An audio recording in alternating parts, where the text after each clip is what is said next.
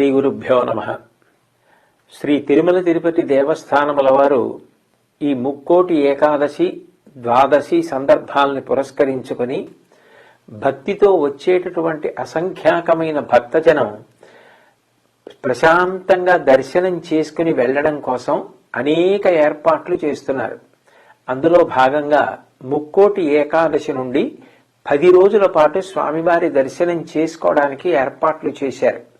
కానీ ఈ దర్శనం కోసం వచ్చే భక్తులు తప్పకుండా కొన్ని సూచనలు పాటించవలసి ఉంటుంది.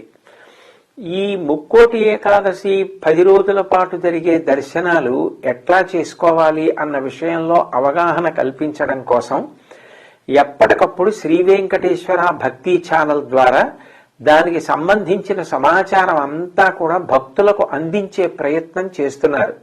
అట్లాగే తిరుమల తిరుపతి దేవస్థానములకే చెందినటువంటి సోషల్ మీడియా ప్లాట్ఫామ్స్ మీద దీనికి సంబంధించిన సమాచారాన్ని అందుబాటులో ఉంచుతున్నారు. భక్తులు దీనికి సంబంధించిన సమాచారాన్ని సక్రమంగా తెలుసుకుని అవగాహన పెంచుకుని కొండకొస్తే ఏ ఇబ్బంది లేకుండా దర్శనం చేసుకుని వెళ్ళడానికి అవకాశం కలుగుతుంది. అట్లాగే ఆన్లైన్లో కానీ ఆఫ్లైన్లో దర్శనం చేసుకోవడానికి టికెట్లు పొందిన వారు కానీ వారికి ఏ సమయాలు కేటాయింపబడ్డాయో ఆ సమయానికే వస్తే ఇటు నిర్వహణ చేసేవారికి కానీ తోటి భక్తులకు కానీ ఇబ్బంది కలగకుండా ఉంటుంది. ఒక్క విషయం మనందరం జ్ఞాపకం పెట్టుకోవాలి. భక్తి అంటే ఆర్ద్రత, మనసు మెత్తబడి ఉండడం.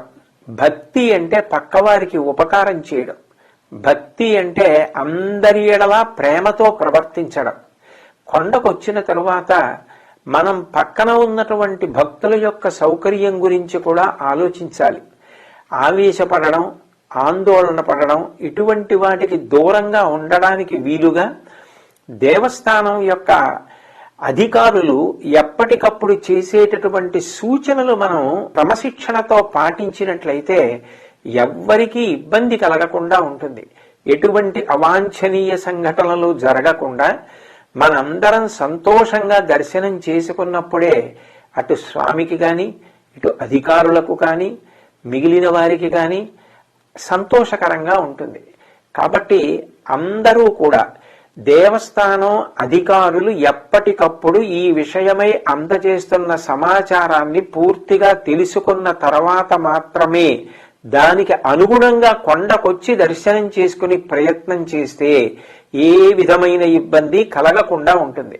సమాచారం తెలుసుకోకుండా వచ్చేస్తే మీరు ఇబ్బంది